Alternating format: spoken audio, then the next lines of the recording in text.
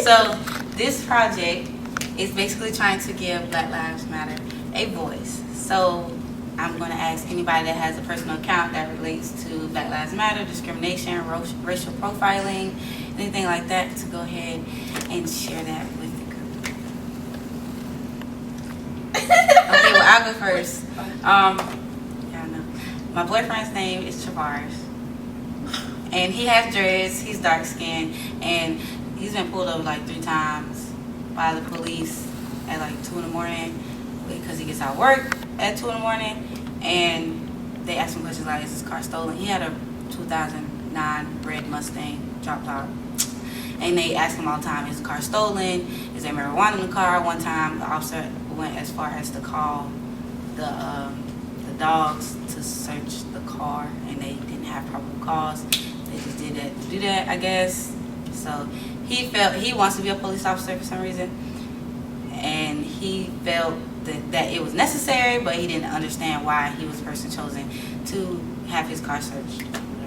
So that's like my dad. Like he works on the road, like he be everywhere. So he was like riding through Georgia, and Georgia's like really strict. Like you know, he pulled over Georgia. So like they pulled him over because the car he has is a police model. So it's like a white Impala, dark rims, dark tint, like super dark. So they pulled him over and he had a cup, but the cup was empty. Like he still got charged with DUI. Like they gave him a breathalyzer, all that, and he still got charged with DUI. And they like ripped the whole car up. Like they almost ripped the door off the hinges, like searching, looking for drugs. They ain't find nothing. They didn't pay for anything, and like we've spent like over $30,000 like trying to get that DUI off his, off his record.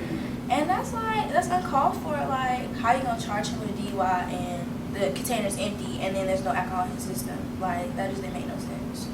So we around here broke, struggling, paying money to y'all for no reason. Like I don't like that. It was just like it's like a similar thing that happened to my brother. He's like my bestie. But he's like along the same similar lines as Adrienne's boyfriend, dark skin. At one point, he did have dreads and it was like flourishing. But security at JCPenney was like, can you come with us? And apparently he was, stealing. But my brother wasn't stealing.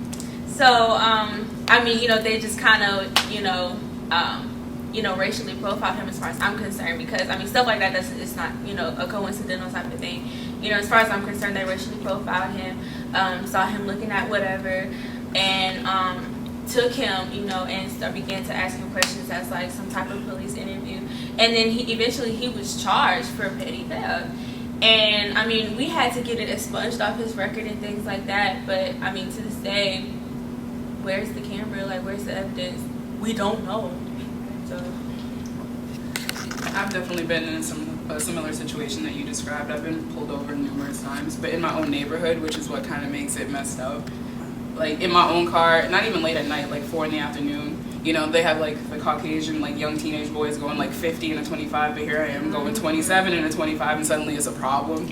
Been pulled over in my car, my mom's car. It's just like, for what? And I've gotten ticketed like so many times, even though I feel like it's racial, like definitely. Other people get off, but people of our skin tone, I mean, you just face worse consequences, but for what?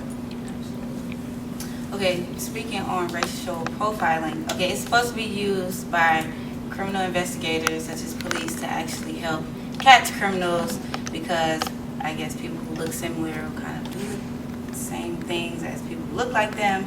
So it involves selecting people for a given purpose on the basis of their membership of a particular racial group, and it kind of increased the chance of catching those criminals.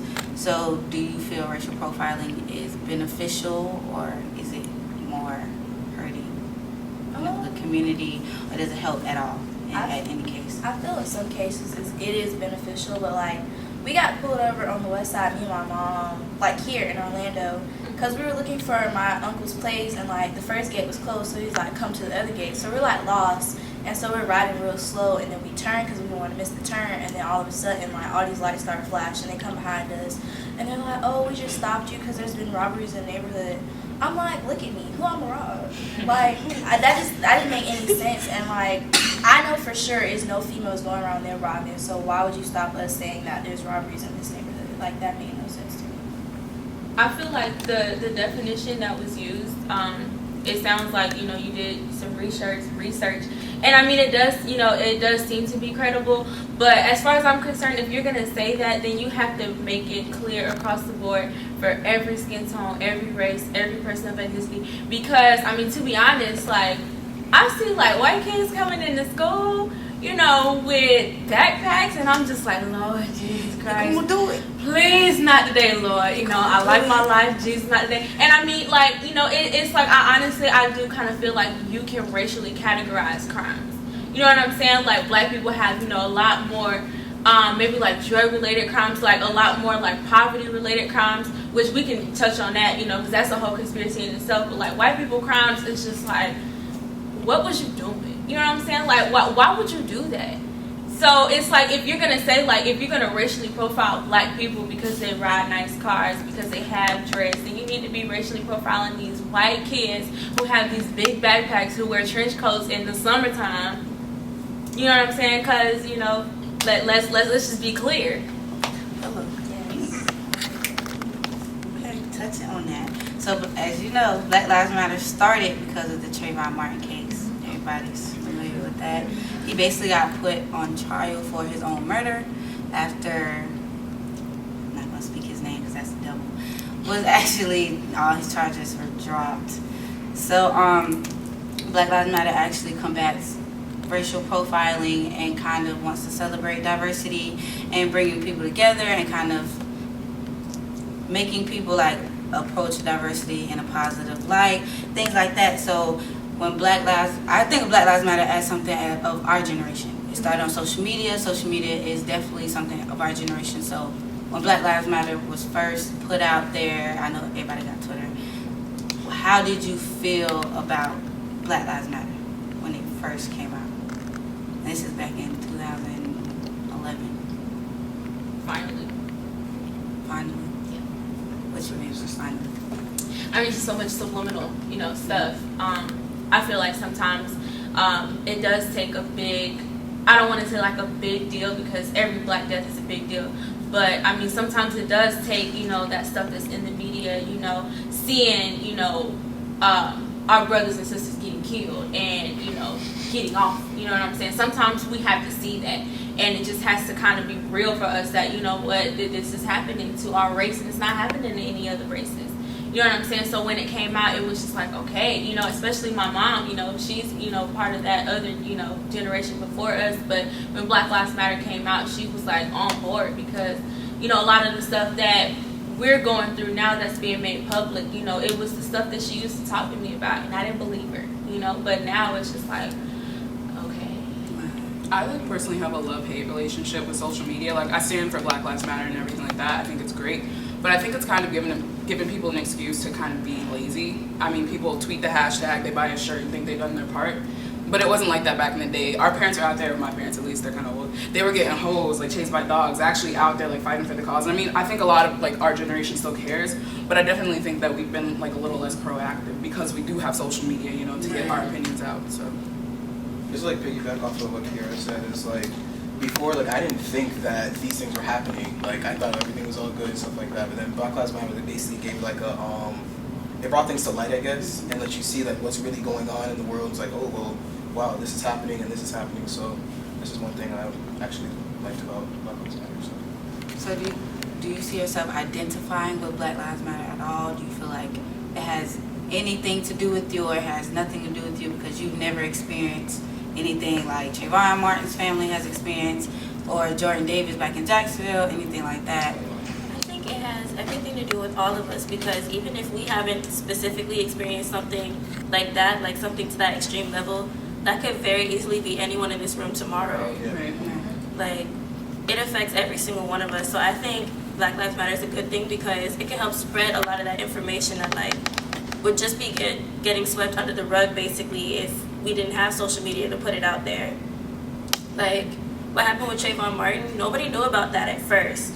Like, that wasn't in the news all over everywhere. Like, nobody knew about what happened. It wasn't until it got put out on social media that people started to find out about it. And that's when people started to protest and stuff. Like, no one knew anything before that. And we would have just went about, like, our regular lives. Like, we didn't like everything is cool.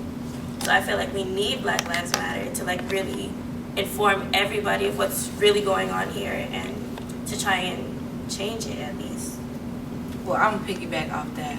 About the Jordan Davis case back in Jacksonville, he was a teenager.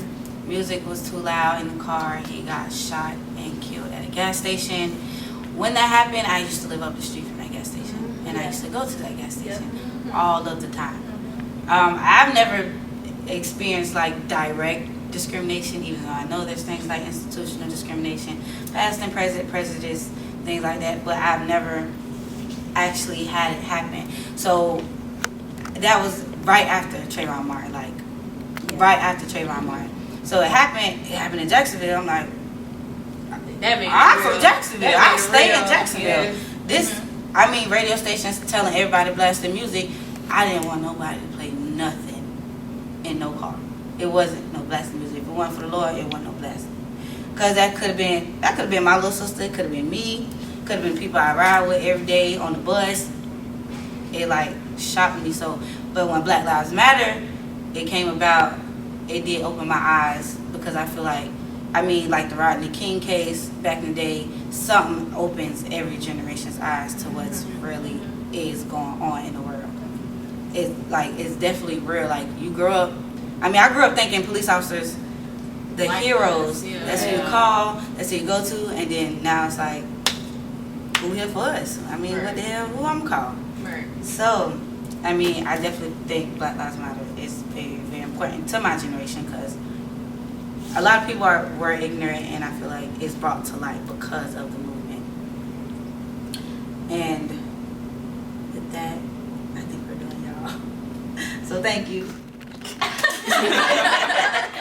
I just needed to see. So thank y'all for real for coming out. I wish y'all wanted to keep talking. Y'all was gone. Oh, it's not a meeting. Yeah.